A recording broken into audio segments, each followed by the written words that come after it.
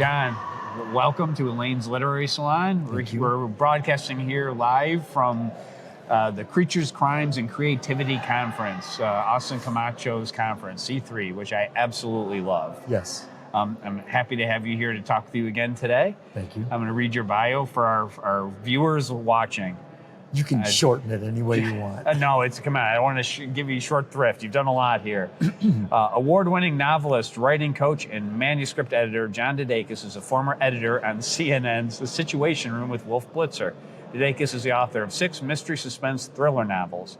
In his most recent novel, Enemies Domestic, protagonist Lark Chadwick is pregnant White House press secretary at the time in the not-too-distant future when abortion is a crime and the president is a dictator. DeDakis is a former White House correspondent, regularly leads writing workshops at literary centers and writers' conferences.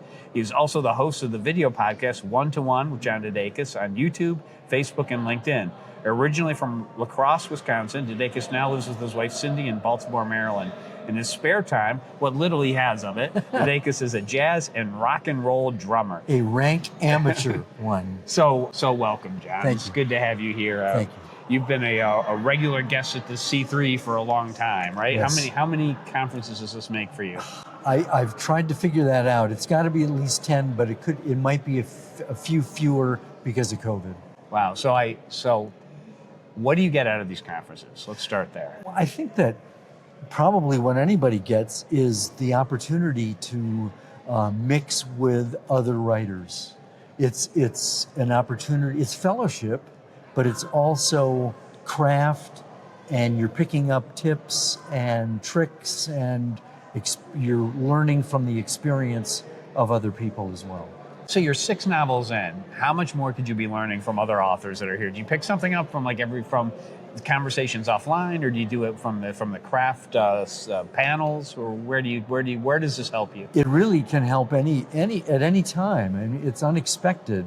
But the panels are tremendous because there's so much experience in the room, basically hundreds of years of experience, and based on those experiences, there's always a few nuggets that you pick up and can apply. And then there's always the bar.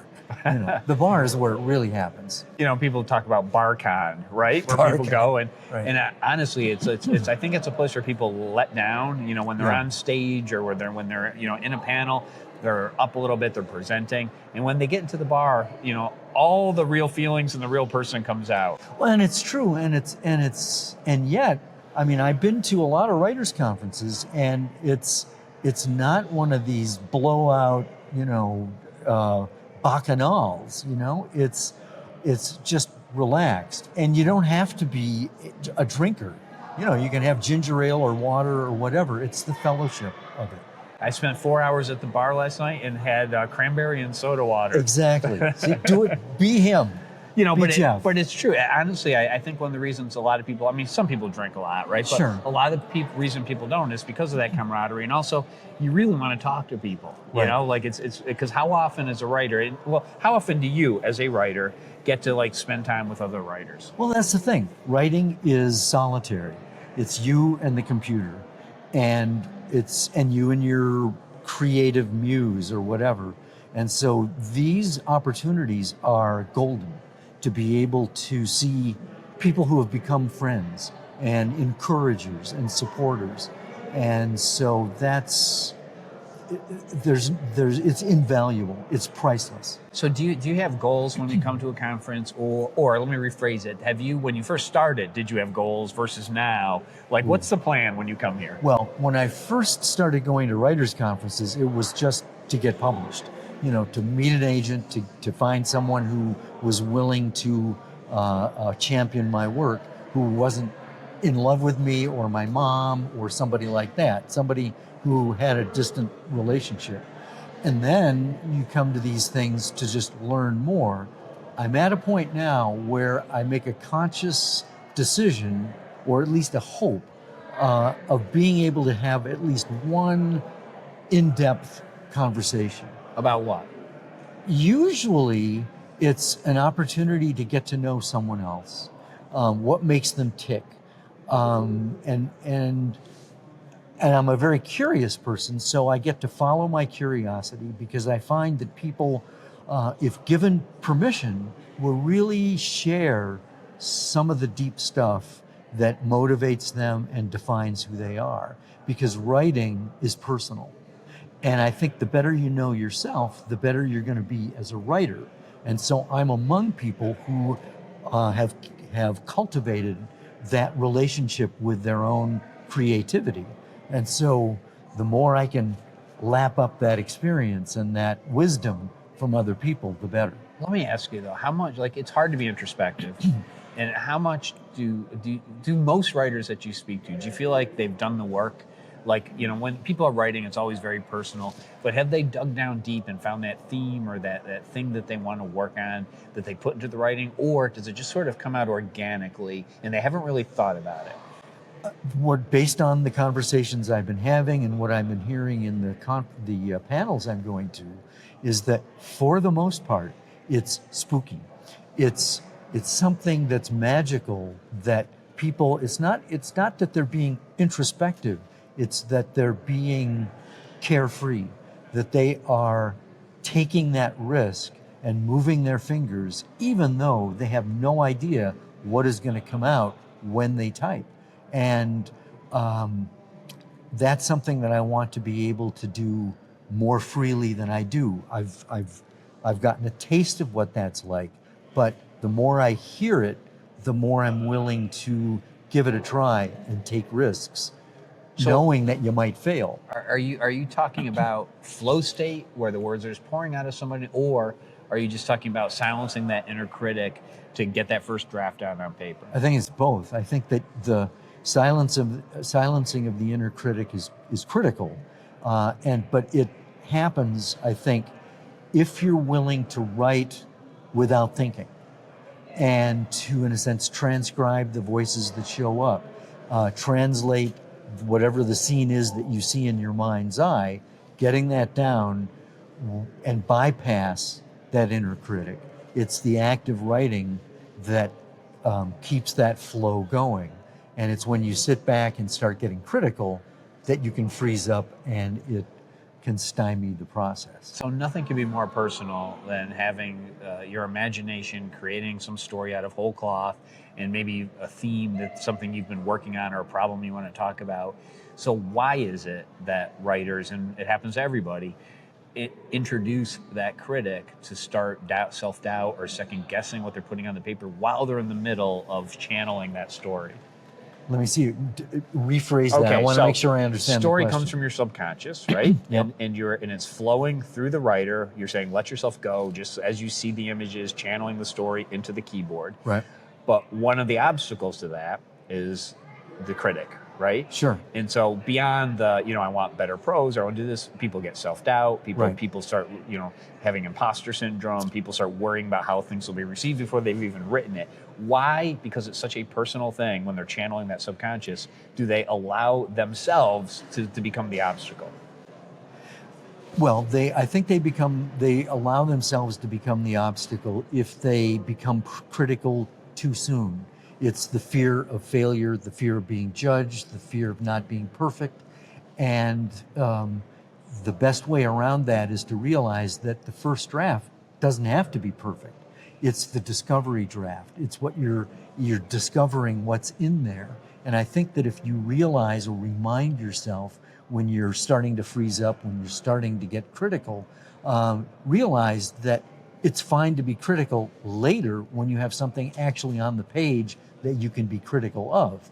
There's plenty of room for criticism, but at least in the initial stage, get it out, get it down, and then look at it once you've had a chance to get it onto the page. So you do counseling services where you mentor authors. What are there any common like points of friction that you find amongst these people that you counsel that are causing them issues and preventing them from finishing projects? As near as I can tell, no. I think that there's a little resistance at first because you can become so enamored with your writing that you're reluctant to make any changes because it's so precious. But I think that the people who have been the most resistant are the people who don't understand the business, and that there are certain hoops you need to jump through, there are certain parameters that you need to meet in order to be marketable. And if a person doesn't understand that, agents, for example, they see so many manuscripts, in a lot of cases, they will make a decision to reject you based on the first page, which seems unfair, but at the same time, they see so many things. And so one of the things I try to do is to help a person identify what it is that's going to cause an agent to reject you prematurely. You may have written a great story, but you have to hook them and intrigue them and entice them on the first page. So you talk about writers and the marketability and how they may be resistant to that because they feel like it's interfering with their art or the stories that first came to them. But in another sense, isn't marketability really just saying, let's put the story into a form that will make people want to read it, and therefore, it's not interfering with the art, it's making it art that people can consume. Exactly. And I mean, if you think about some of the masters of the past, Faulkner, for instance, he'd probably never get published today. He's the king of the run-on sentence. We live in an era of short attention spans, and a lot of the stories that we grew up on or that we love might not make the cut because of the so many choices that people have with how they're going to spend their time and money. And so you have to adapt to where society is now.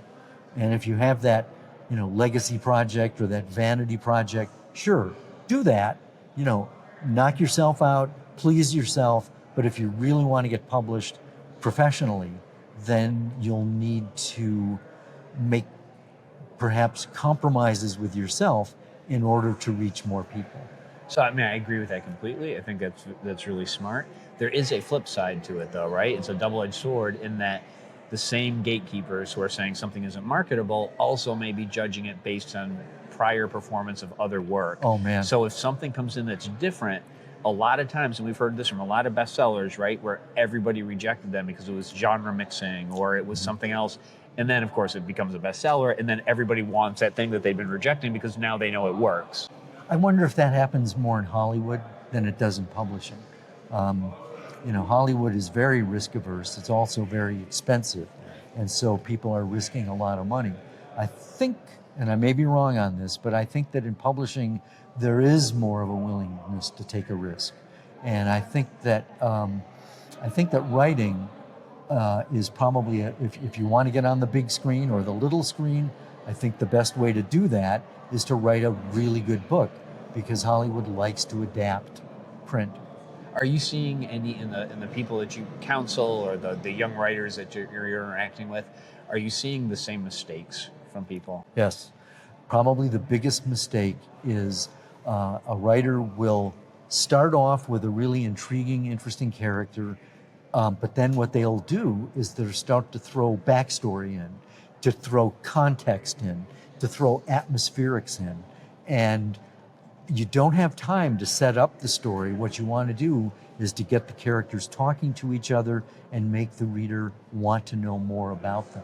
Drop little nuggets that suggest that there's more to come. And what ends up happening is that, a rookie writer will feel that they have to explain things and tell the story instead of show the story. So how long did it take you to learn, that's one lesson, right? How long did it take you to learn these lessons of what makes something publishable? Oh, it took 10 years for me to get published, to get the agent that I've got. And I kept making mistakes. I was rejected 39 times. The manuscript for the first novel went through 14 major drafts. And so I tell my students, take good notes and I'll save you 9 years in the process.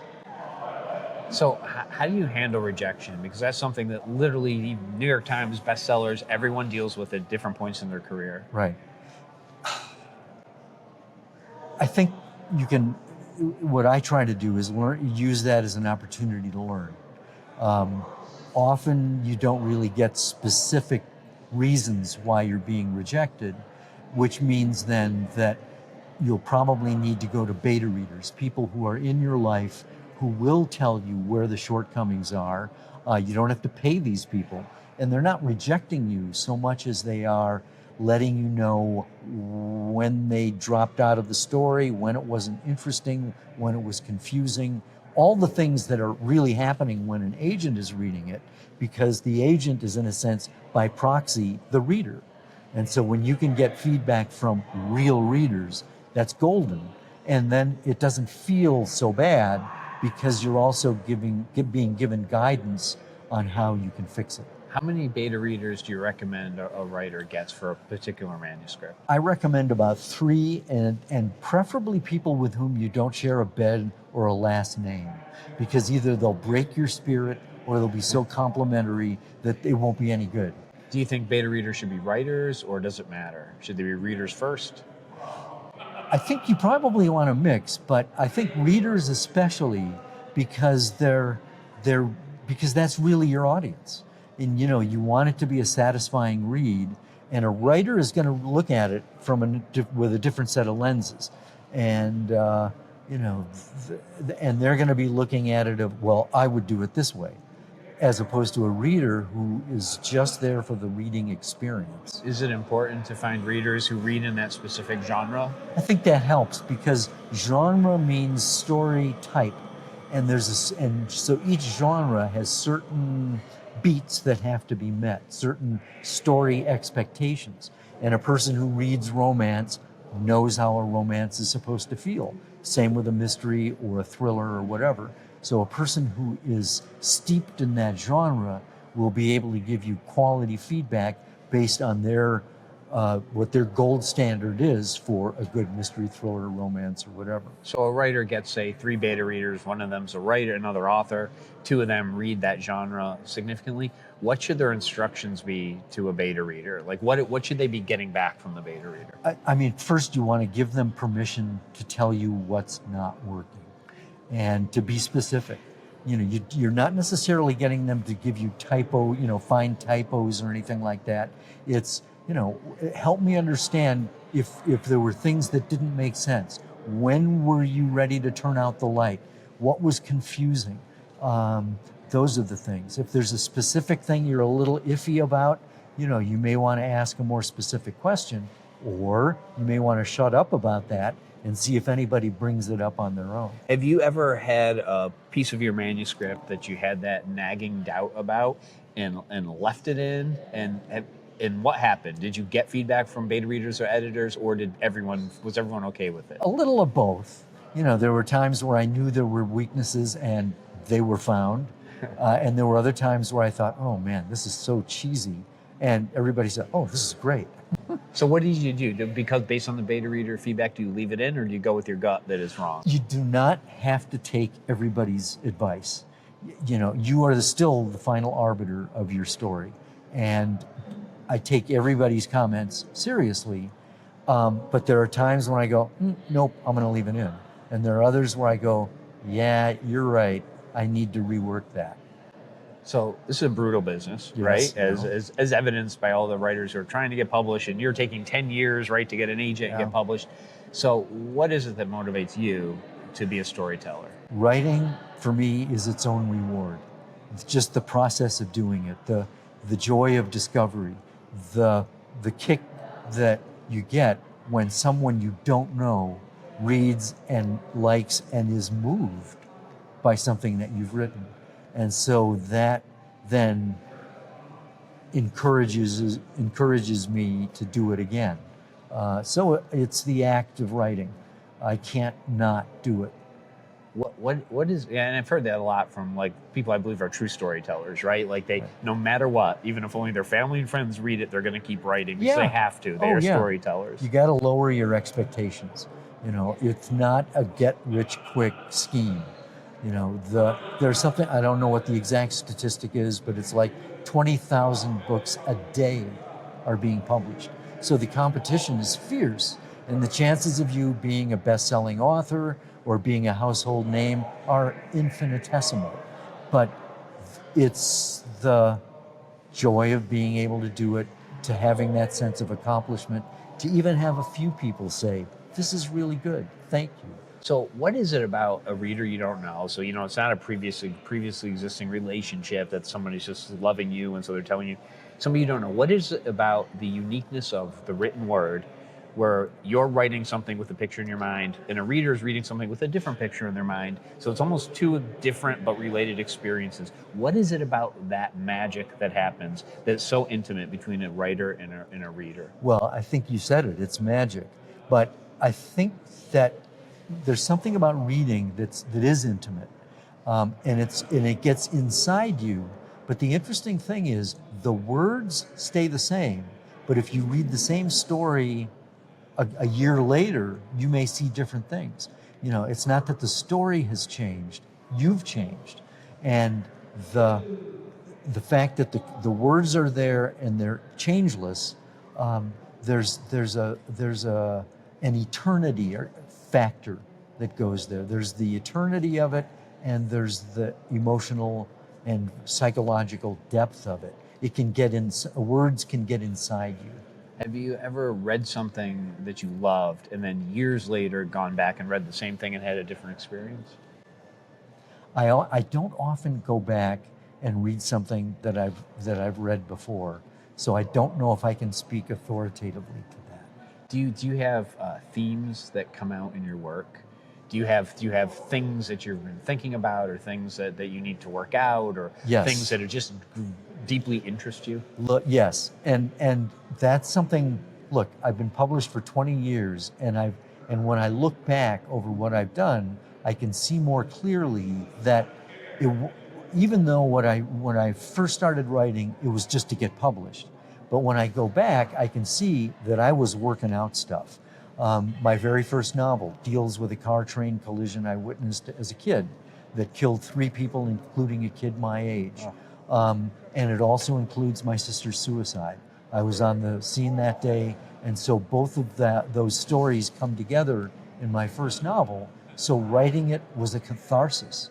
And so because I write as a series, those experiences impact my protagonist. So grief and loss are part of her character. And that goes with her as she lives her life.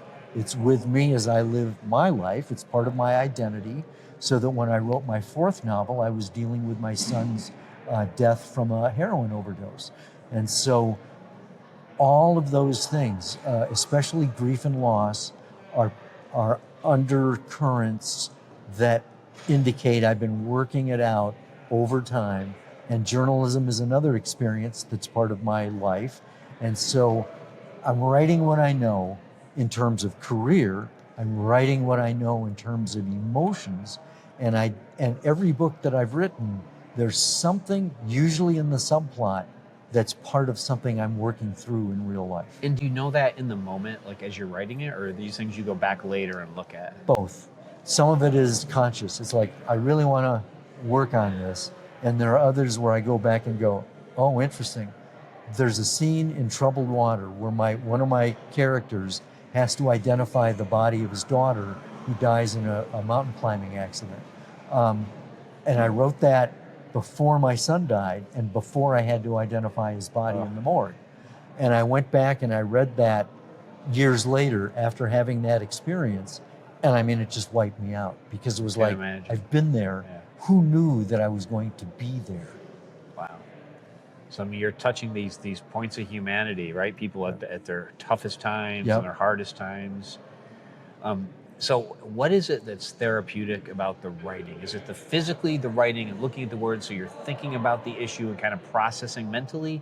Or is it the actual stating explicitly what the thing is that's causing you so much grief, for example, that you're excising it in a way? Do you know what is it that creates the therapy? I think that, I went through grief counseling, and one of the things that I found valuable about grief counseling is that I was able to tell my grief counselor anything. And there was a time where I said, there's something I need to tell you, and the only 2 people I've ever told this to are dead. And she flinched, and I said, that's not why they're dead. and then I told her, and it was like a major burden was lifted. And I think that if you then take that experience and apply it to the writing, you've got your characters talking to each other. And so there's something about conversation, and I'm not talking small talk, I'm talking cosmic talk, where they're having conversations that deal with life and death, existence, meaning, and when you articulate those things, you are helping to find meaning for your characters, your story. The story has to mean something. And I think that's what's part of grief counseling. It's finding meaning out of what otherwise feels meaningless. Is it easier when you're finding this meaning and exploring the grief when you're doing it through a fictional character? Is it almost like using a puppet, like something else? I think you're right. And I think this actually works on a lot of levels, not just in terms of grief, because a lot of writers are either shy or shy or introverts. And I've come across some writer friends who write under a pseudonym because they're shy. And they've told me it's like taking on a new persona, just like an actor does. And it's like they become a new person, maybe a braver version of themselves. And so but I think the puppet analogy is perfect because there's a bit of distance because it's not you, it's your character, but it's still you. So, years ago, if I heard someone was writing under a pseudonym, I would have thought, well, they're afraid the work will be bad and they don't want to bring on the criticism, which I guess could be a small part of it. But now I understand how personal all writing is, right? Because it's coming out of your brain and it's so unique to you. Well, and they might not want to get sued too. Well, that's true. Does that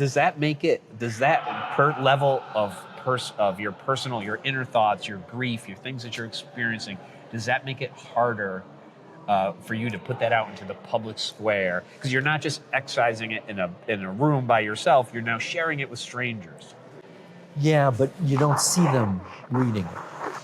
So it's personal, but it's still removed a little bit. And so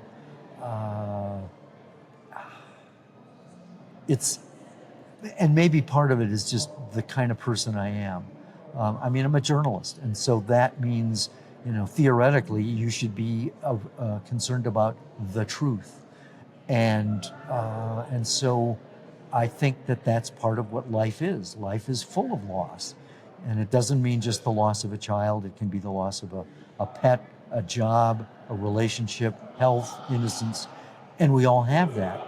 And so I think it's important just to mind the pain, move toward it instead of anesthetizing it. And in doing so, I think we're tapping into something and giving the reader an opportunity to live vicariously through the story. Have you ever heard from a reader who's been touched by your work because maybe they were suffering some kind of grief that your work helped them through? Yeah. In dribs and drabs, there was one person who said, I was reading this on the bus and I was, crying. And I think the act of crying it's an emotional safety valve, and so when I wrote Bullet in the Chamber, I cried the whole time I wrote it. I think there is a catharsis. There's a freedom, an inner cleansing that can happen when we allow our emotions to kind of clear out, as opposed to bottling them up. Because they don't go away, they just corrode. So we talked a little bit about how personal this was, right, and sharing that. But when you're touching somebody who's been through something similar and they're telling you about how they cried and what that meant to them, that must raise it to a whole other level, right? Because you're not just connecting with them and through this fictional story, you're actually helping them with their lives and their own grief. You're making their lives better, people you don't even know, who you've never met. Well, but I have to say, it's not why I'm doing it, because these books are not prescriptive. It's not like they're preaching, you should feel this way or whatever, because I think that if there's any healing or solace or comfort or whatever, that's something that the reader can bring to it on their own. And I'm just, in a sense, providing a catalyst to maybe lance the boil. Oh, I like that. So when you're writing something, you say, you cry every day, right? You're writing this incredibly emotional, deeply personal thing. I mean, I guess, is it just a catharsis that keeps you going? Because it sounds excruciating, right? It's hard enough to write a book, I know. but now you're writing a book that's dragging you over the emotional coals, right? Well, I'm glad you mentioned that because, the books aren't just doom and gloom. I mean, I'm still putting it against a backdrop of, trying to solve a mystery or trying to stop the bomb from going off or whatever. There's humor in these. There's a scene where my protagonist is going to the White House Correspondents Association dinner, and it's the nerd prom, right? Right. And so there's still the red carpet, and she's reticent to be in the public eye, and ETV is going, and what are you wearing, Lark? And she goes, Old Navy. So That's very funny. yeah, and so it's not all just crying onto the page. Does the darkness in the manuscript make the lightness easier? Does it make it funnier when you're coming after a dark period? Yes, yeah. Because look, I mean, and just the point of what I was telling you a minute ago about telling my grief counselor about the people I told who are dead. I mean, that's a funny line. Yeah. Not for her at the time. Well, it actually was. I mean, but there's dark humor. I mean, newsrooms are filled with dark humor. I can give you an example. Please. When Sammy Davis Jr. died, somebody wrote the lead, he sang, he danced, and today he died, which on one level is there's a lot of pathos there. Right. It's cool that you were able in one sentence to sum up what was going on. But a couple of the writers I worked with thought that was pretty hokey. So what we started to do, whenever a celebrity died, we would start to come up with a lead with that rhythm. Oh, no. So, and then the first opportunity we had was when George Burns died. I'm in the CNN newsroom, it's in the middle of the night, and the bulletin goes off, George Burns died, and we immediately had a contest to see who could come up with the best lead, and the one that won was, he smoked, he joked, and today he croaked. That did not make air. I don't know anyone who would probably enjoy that more than George Burns. Yeah, Like exactly, he would appreciate exactly. the humor in that for sure. Yeah, or the one for George Harrison. It didn't have the same rhythm, but the lead was, again, it never appeared on CNN, was George Harrison is singing My Sweet Lord this morning. It's a command performance. Oh my God. I know. But so what is it about? I mean, you see this with cops and military, you see this with journalists, nurses, right? Doctors in ERs. What is it about being faced with like the big life and death stuff, the real questions, right? That makes the humor like this come out? Like, what is it? Just a coping mechanism? I think it is. I think it really is. It's sort of the whistling past the cemetery kind of thing. It's like, well, we missed it. We dodged the bullet that time. So yeah, I think that people are resilient, and I think being able to see the humor in life and death, I think, is a saving grace. So I love that. That's good stuff. So what do you have coming up next? I'm working on book 7 with my wife. The sixth novel, she was my alpha reader, and it was very much a seat of the pants thing. We came up with the idea. I would write it, she would read it, give me notes, and then I'd work on it, and it was back and forth that way. There's a memoir I've written that basically identifies the pivotal moments in my life that have brought me to where I am, so it's dealing with writing and living. And I'm also expanding my business. I hate to think of myself as a business, but I'm now doing more keynote speeches and writing workshops geared to people who are struggling with grief, to help them use writing as a way to heal. And so it's a lot of what we've already talked about, to help them tap into whatever it is, to find, whether it's poetry or painting, storytelling, or whatever, which can be a way of finding healing in the long run. So I'm looking to talk to corporations that have wellness programs, veterans groups, hospitals, hospices, grief groups. There are any number of venues that I'm looking now to speak to. And if somebody was interested in that, where would they find you?